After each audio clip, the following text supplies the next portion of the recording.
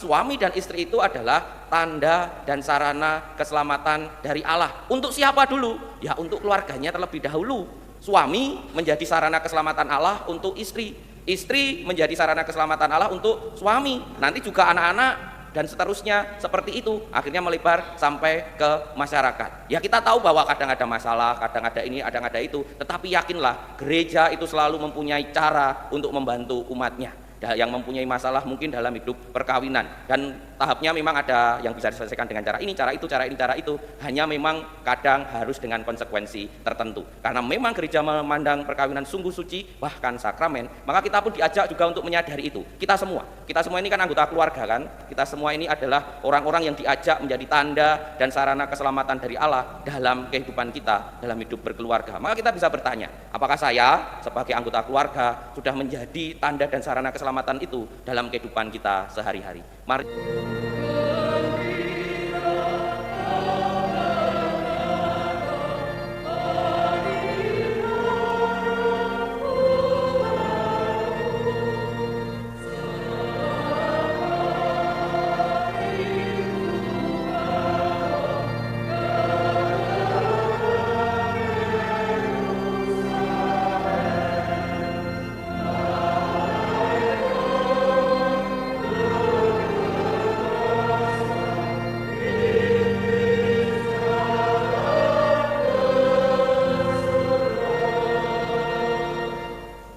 Dalam nama Bapa dan Putra dan Roh Kudus. Tuhan bersamamu. Para Romo, Bruder, Suster, Bapak Ibu dan saudara-saudari yang terkasih dalam Tuhan, selamat pagi dan berkah dalam. Pagi hari ini kita berkumpul merayakan Ekaristi pada hari Jumat biasa yang ke-7. Kita diajak untuk mengembangkan kasih di dalam kehidupan keluarga kita masing-masing. Mari kita awali dengan sejenak dan mengakui dosa kita. Saya mengaku kepada Allah yang Maha Kuasa dan kepada saudara sekalian bahwa saya telah berdosa dengan pikiran dan perkataan, dengan perbuatan dan kelalaian. Saya berdosa, saya sungguh berdosa. Oleh sebab itu saya mohon kepada Santa Perawan Maria, kepada para malaikat dan orang kudus, dan kepada saudara sekalian, supaya mendoakan saya pada Allah Tuhan kita. Semoga Allah yang Maha Kuasa mengasihani kita, mengampuni dosa-dosa kita, dan menghantar kita ke hidup yang kekal. Marilah berdoa. Allah Bapa umat manusia, ajarilah kami bersikap sabar dan pasrah, sebagaimana para nabi dahulu. Semoga kami selalu berpegang teguh padamu yang menjadi benteng keselamatan kami. Demi Yesus Kristus Putramu, Tuhan dan pengantara kami, yang hidup dan berkuasa bersama Dikau dan Roh Kudus, Allah kini dan sepanjang segala masa. Amin. Bacaan dari surat Rasul Yakobus. Saudara-saudara, janganlah kalian bersungut-sungut dan saling mempersalahkan, agar tidak dihukum. Ingatlah, hakim telah berdiri di ambang pintu. Saudara-saudara, turutilah teladan penderitaan dan kesabaran para nabi yang telah berbicara demi nama Tuhan. Sesungguhnya kami menyebut mereka berbahagia, yaitu mereka yang telah bertekun. Kalian telah mendengar ketekunan Ayub, dan kalian telah tahu apa yang akhirnya disediakan Tuhan yang Maha Penyayang dan penuh belas kasih. Tetapi saudara-saudara, yang terpenting ialah jangan kalian bersumpah demi surga maupun demi bumi ataupun demi sesuatu yang lain. Jika ya, hendaklah kalian katakan ya. Jika tidak, hendaklah kalian katakan tidak, agar kalian tidak terkena hukuman.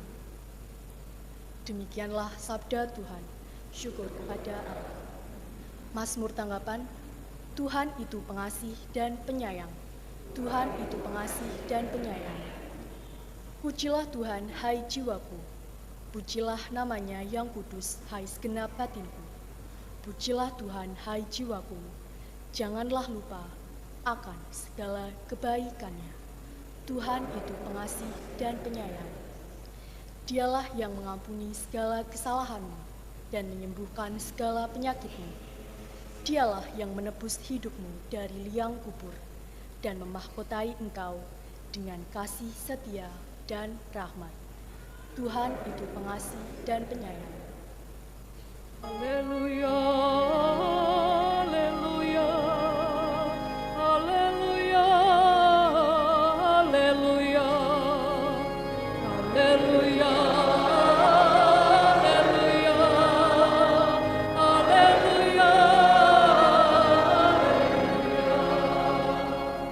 Sabdamu ya Tuhan adalah kebenaran, kuduskanlah kami dalam kebenaran.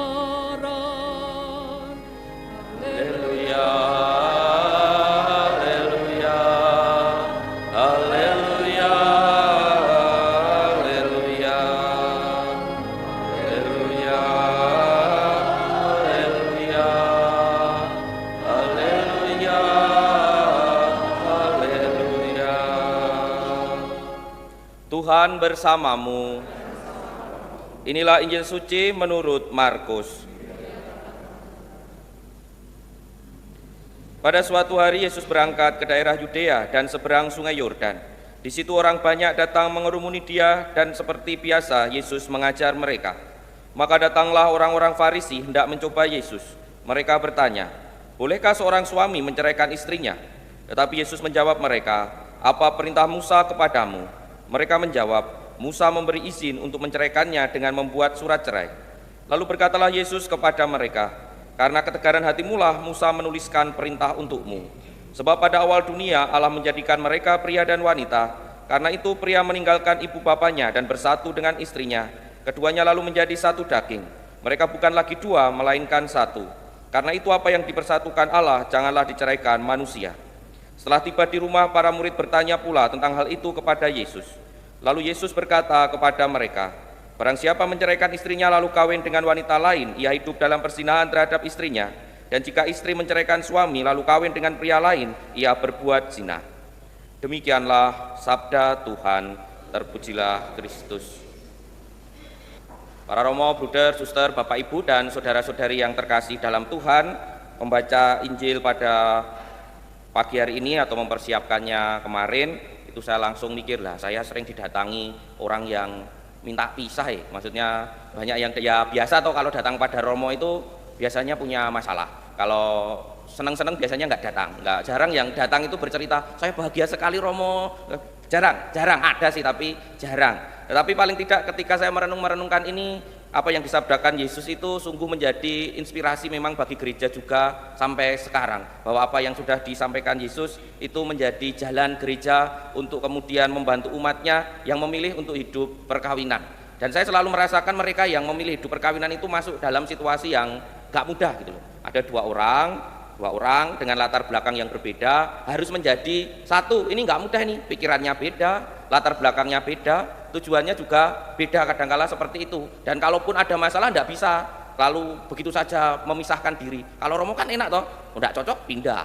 Nah, kalau menikah kan tidak bisa, tetap harus berjuang, bertahan. Dan itulah yang dimaksud oleh Yesus dengan menyampaikan apa yang disampaikan dalam Injil tadi, bahwa dalam hidup perkawinan sebenarnya tidak hanya dalam hidup perkawinan sih, tapi dalam relasi kasih antara manusia itu selalu pasti menuntut perjuangan dan menuntut pengorbanan. Itu sudah pasti. Nah, akhir-akhir ini saya menemukan ketika ada tamu yang datang dan lain sebagainya, dalam relasi itu perjuangan dan pengorbanannya tidak terlalu diperhatikan lagi. Apalagi kalau kita mau melihat di hukum perkawinan Katolik, atau nggak usah hukum perkawinan lah, dalam hukum gereja Katolik, perkawinan itu mendapat porsi yang banyak sekali. Cengcel kuning gitu itu loh. Apalagi kita juga tahu kalau perkawinan Katolik itu kan kayaknya ribet banget, daftar kursus, kanonik, sudah gitu aja, kadang ya ora kebenaran. Tapi paling tidak itu menggambarkan bahwa sampai sekarang pun gereja Katolik menganggap perkawinan itu sebagai suatu yang suci, maka sampai kepada gereja Katolik mengatakan perkawinan adalah sakramen. Dan ini tidak main-main, karena sakramen itu adalah tanda dan sarana keselamatan dari Allah. Maka jenengan yang hidup dalam perkawinan, jenengan itu tanda dan sarana keselamatan dari Allah. Ini yang sering dilupakan. Seringkali hanya sekedar ya sudah suami istri, enggak. Tetapi suami dan istri itu adalah tanda dan sarana keselamatan dari Allah. Untuk siapa dulu? Ya untuk keluarganya terlebih dahulu. Suami menjadi sarana keselamatan Allah untuk istri. Istri menjadi sarana keselamatan Allah untuk suami. Nanti juga anak-anak dan seterusnya seperti itu, akhirnya melebar sampai ke masyarakat. Ya kita tahu bahwa kadang ada masalah, kadang ada ini, kadang ada itu, tetapi yakinlah gereja itu selalu mempunyai cara untuk membantu umatnya yang mempunyai masalah mungkin dalam hidup perkawinan, dan tahapnya memang ada yang bisa diselesaikan dengan cara ini, cara itu, cara ini, cara itu. Hanya memang kadang harus dengan konsekuensi tertentu. Karena memang gereja memandang perkawinan sungguh suci, bahkan sakramen, maka kita pun diajak juga untuk menyadari itu. Kita semua ini kan anggota keluarga kan. Kita semua ini adalah orang-orang yang diajak menjadi tanda dan sarana keselamatan dari Allah dalam kehidupan kita, dalam hidup berkeluarga. Maka kita bisa bertanya, apakah saya sebagai anggota keluarga sudah menjadi tanda dan sarana keselamatan itu dalam kehidupan kita sehari-hari? Mari kita hening sejenak. Marilah mewartakan misteri iman kita.